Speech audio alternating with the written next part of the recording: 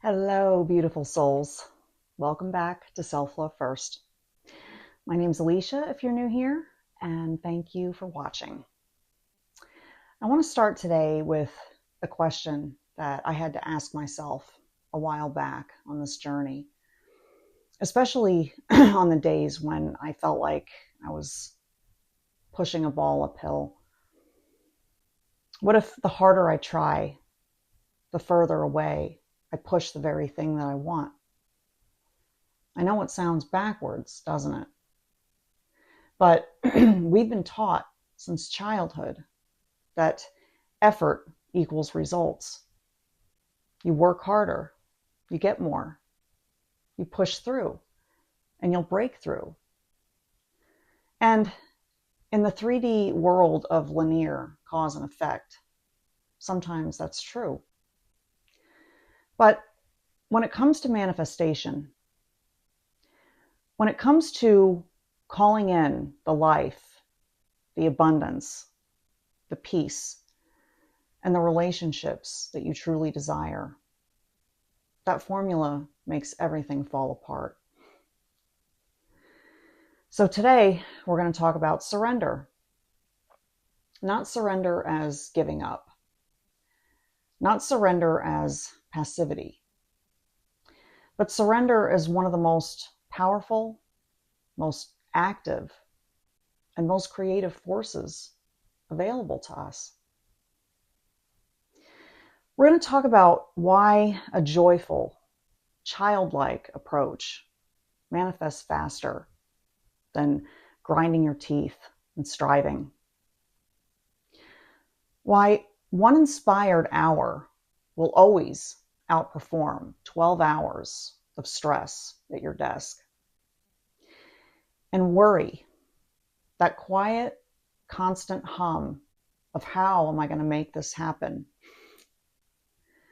actually just fragments your frequency into the exact opposite of what you're trying to create. So if you've been in this season of pushing, forcing, gripping tightly to the outcomes, this one is for you.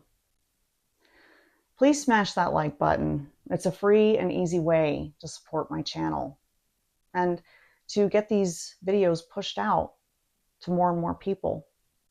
And I appreciate you. Thank you. So let's start with why striving so often backfires.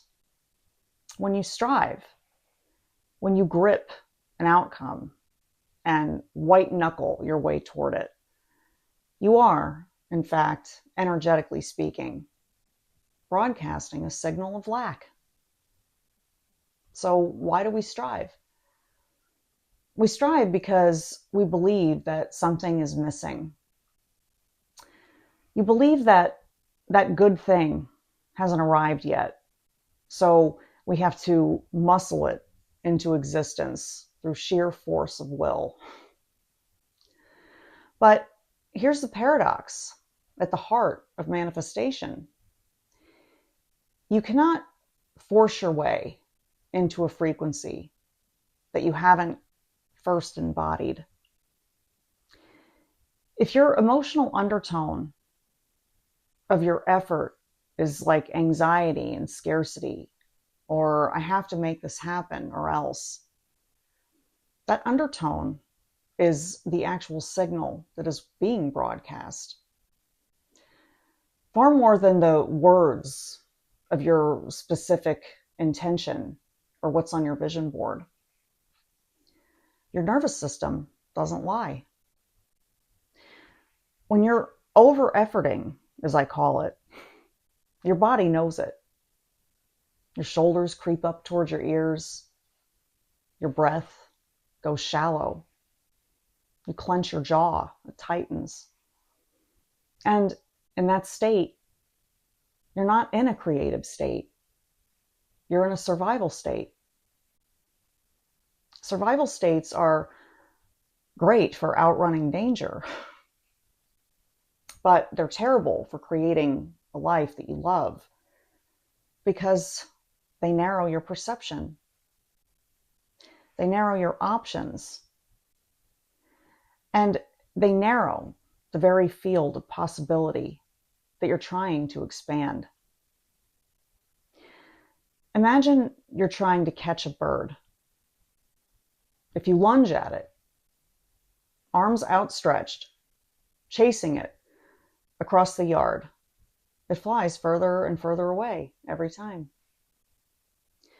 But if you sit quietly, with palms open, and simply exist in a state of ease, birds have been known to land right on your hand. Creation works the same way. The chase repels. The stillness invites. It doesn't mean that you do nothing. It means that the quality of your doing matters more than the quantity. It means that you can take enormous, powerful, and decisive action and still be in a state of surrender. Because surrender isn't about your hands. It's about your grip. It's about trusting that it's already done and it's on its way without being cemented in the how or the when. If you ask yourself honestly, in the areas of your life where you feel stuck, are you gripping? Are you trying to control the how, the when, or the exact mechanism by which your desire might come? Because that grip, however well-intentioned, is almost always the very thing standing between you and the ease that you're praying for. Surrender says, I'm taking aligned action and I am releasing my attachment to how and when it all unfolds.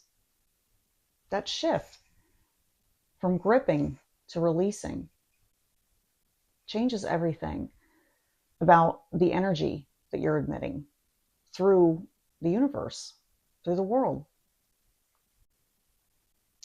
Children are, without even knowing it, master manifestors. If you watch a child play, there's no strategy meeting before they build a sandcastle. There's no 5-year plan before they make a decision and chase a butterfly across the yard. They move purely from delight and notice that they are never thinking about how tired that they're going to be tomorrow or whether the sandcastle is good enough or what the other kids will think of their butterfly chasing techniques. They're just fully, gorgeously present in the moment and in the joy of just doing. This is the frequency that I want to invite us back into. Not because it's cute or nostalgic, but because it's energetically potent. Joy is one of the highest, fastest, most expansive frequencies available to a human being. And expansive frequencies are precisely what allow more good to flow towards us, because we're no longer constricted around that single rigid outcome. You're open, you're spacious, you're playful. You think about possibility instead of being desperate for a particular result. There's a reason why Jesus Christ said, "Truly I tell you, unless you change and become like little children, you will never enter the kingdom of heaven." Now, I don't mean that in the quite literal sense. For me, it just displays how playing in life joyfully and in the moment, like children do, are far more effective. It's something beautiful to even notice that children don't manifest by trying to manifest. They manifest by just being fully alive in the present moment and just following what delights them moment by moment. There's no future tripping. There's no, I'll be happy when. There's only this now, this game, this laugh, this sandcastle right now. What would it look like for you to approach your goals the way a child approaches a game? Not, I must build this business or I've failed, but maybe, oh, what a pretty puzzle. I wonder what fun thing I can create today. Not, I have to manifest this relationship by such and such date, but maybe, I wonder what magic wants to find me today. This isn't magical thinking as like an escape from responsibility. It's a recognition that the frequency of playful curiosity is simply more coherent, more magnetic than the frequency of this grim determination. The next time you sit down to work on something important, just pause and ask yourself, how can I make this more fun? Instead of, how do I push through this? How about, how do I play through this? You'd be shocked at how much more flows through you and to you, and how much less it costs you your time, your energy, your well-being. So about productivity, because I think this is where the surrender conversation becomes most practical and tangible for our daily life. If you picture two people, person one sits at their desk at 8 a.m. They open 12 tabs. They feel behind before they even get started. They work in this low simmer of anxiety all day, wondering, am I doing enough? Comparing themselves to other people, pushing through the fatigue with coffee and willpower. By 8 p.m., they've logged 12 hours. They're exhausted. And if you look closely at what they actually produced, the ideas that were truly original, the work that truly moved the needle, it's a fraction of those 12 hours. Most of that time was spent in resistance, procrastinating, refreshing, second-guessing, forcing words or actions that maybe weren't ready to come. And person two wakes up. They don't rush to their desk. They take a little walk or sit quietly or simply take time to connect to their creator. A genuine, oh, I want to work on that feeling. Maybe it's 20 minutes later. Maybe it's 2 hours later. But when they finally sit down, they're in it. Ideas flow. Solutions appear that hadn't consciously been looking for, perhaps. An hour passes, and they've created something that one person would have needed all day to produce, but it's even better. It has life in it. It has their true signature on it.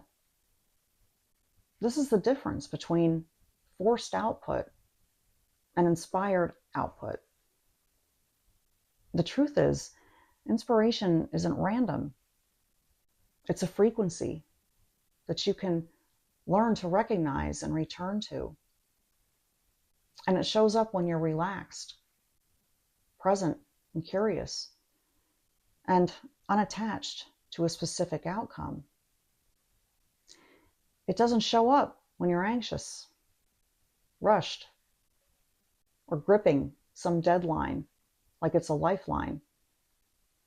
Now, I'm not trying to say that discipline doesn't matter at all. Of course that structure and commitment to things matter.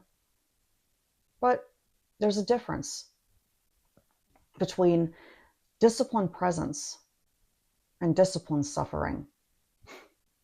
You can absolutely commit to showing up at your desk every day. But what you do once you're there, whether you force through resistance or you pause, breathe, and just wait for that inspired thread to appear. That's the difference, and it changes everything. And sometimes getting up and walking away until you feel better about something is way more productive than just staring at a screen, frustrated. The next time you feel yourself pushing against a wall of resistance, just stop. And don't push any harder. Just pause, breathe. Ask yourself, what would feel light right now? Sometimes the most productive thing that you can do is just walk away from your desk for 10 minutes. Not because you're avoiding work, but because you're making room for that inspired hour to arrive. Instead of forcing 12 hours of internal frequency fragments. When it comes to worry, I think this is the piece that a lot of us really underestimate, because worry can feel productive. It feels like you're doing something about a problem. Your mind loops through these scenarios and tries to solve every possible outcome, rehearses conversations, causes catastrophes, and then talks itself back down over and over. And it feels active. It feels like diligence. It feels, in a weird way, like love. Like if you just worry enough, you'll protect the outcome that you want. But energetically, worry does something very specific. It scatters your frequency. If you picture your energy field like a single coherent beam of light when you're calm, focused, and trusting. Now think of what happens to that beam when worry enters the scene. It's like the light scatters into a dozen different directions all at once. Some of your energy is in the past, replaying what went wrong. Some of it is in a future that hasn't even happened yet, bracing for that worst case scenario. Some of it is in your body, tightening, resisting. And only a small fraction of your actual presence is left in the here and now. And that's where creation actually happens. You cannot manifest coherently from a fragmented state. It's like trying to take a picture while the camera's shaking. No matter how beautiful the subject, the image is going to come out blurred. Worry blurs your signal. And the universe, or your higher self, or however you want to relate to that intelligent unfolding, can only meet you at the frequency that you're actually broadcasting, not the one that you wish you were broadcasting.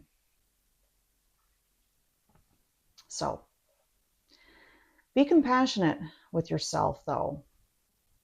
Don't worry about worrying. That's just another loop. Instead, notice the worry with tenderness, kindness. When you catch yourself spiraling, just internally say, I see you. I know you think you're protecting me, but we don't need protection right now. And then gently bring yourself back into your body. Feel your feet. Feel your breath. Feel your heart center. This is a practice of gathering your fragmented light back into one coherent beam. And the more you practice this return to your center, the less power that worry is going to have to hijack your frequency. And the more coherent your frequency, the more powerfully and effortlessly you'll create. Surrender isn't weakness. It's not giving up on your dreams. It's releasing that exhausting belief that you have to force, control, and white knuckle every outcome into existence. It's trading the frequency of striving for the frequency of trust. Childlike joy isn't immaturity. It's one of the most potent and creative frequencies available to us because it's expansive, present, and unattached. One inspired hour will always outproduce 12 stressed ones, because inspiration is coherent, creative energy, while forced effort is just friction against your own resistance. And worry, however well-meaning, fragments the very frequency that you need, whole and coherent, in order to create. At least once a day, maybe first thing in the morning, maybe before you begin your most important task for the day, just take a few seconds and place a hand on your heart. Take a few slow breaths and ask yourself, what would it feel like to trust right now? What would it feel like to approach this next hour like a game instead of a grind? And you don't have to have the answer. You just have to ask the question and let your body soften around the possibility. Ask your angels or your guides to communicate with you and see what might come through. Small and repeatable routines can be very powerful over time. I'm going to leave a link below to my online self-paced course called the Embodied Manifestation Toolkit. If you'd like to dig deeper and really find out some more about yourself, if this video supported you today, where are you in your life where you're ready to loosen your grip and start trusting instead? Drop it in the comments below. And if you haven't already, like and subscribe. I post new videos every Wednesday on spiritual awakening, higher consciousness and heart-centered living. And I'd love it if you stayed a while. And if you're new here, welcome. And until next time, as always, self-love first, always. Trust the unfolding. You are so held. Have a playful and joyful rest of your day. Take care, guys. Bye-bye.